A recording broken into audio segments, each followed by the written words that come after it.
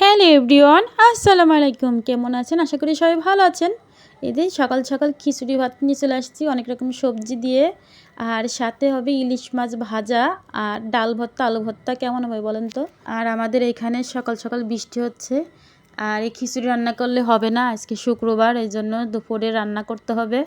তো খাওয়া দাওয়ার পরে, খিচুড়ি খাওয়া দাওয়ার পরে আবার রান্না করতে চলে আসছি। অর্ধেক রান্না হয়েও গেছে।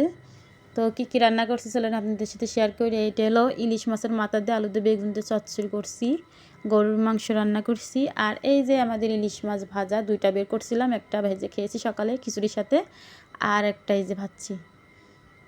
আমার কাছে গরম গরম ভাতের সাথে ইলিশ মাছ ভাজা আর ইলিশ মাছের তেল দিয়ে খেতে অনেক ভালো লাগে। কে কে ইলিশ মাছ ভাজা পছন্দ করেন অবশ্যই কিন্তু কমেন্টে জানাবেন। এই যে ইলিশ মাছ ভাজা হয়ে গেছে, রান্নাও শেষ। এই যে এখানে রান্না করছি, প্রেশার কুকারে রান্না করছি যাতে তাড়াতাড়ি হয়। আর এই পাশে ডাল ফোটাতে দিয়েছি, আজকে আম দিয়ে ডাল রান্না করব। এই যে রান্না শেষ, এই ফাঁকে আমার ছেলেদের গোসল করে রেডি করে দিয়ে দিয়েছিল, নামাজ পড়তে চলে গেছে অলরেডি। এই যে এখানে বেগুন, আলু আর ইলিশ মাছের মাথা দিয়ে চচ্চড়ি করছি, আর একটা ইলিশ মাছ ভাজি করছি। আর এখানে যে সালাতের জন্য শসা, পেঁয়াজ, মরিচ কেটে, লেবু কেটে নিয়েছি। আর এই যে আম ডাল, আমার জামাইয়ের পছন্দের ডাল আম ডাল। এই যেতে পর্যন্ত আম থাকবে কাঁচা আম, ওনার আম ডাল রান্না করে দিতে হবে। আমার অতটা ভালো লাগে না, তারপরেও খাই, মাঝে মাঝে খাই, মাঝে মাঝে খাই না।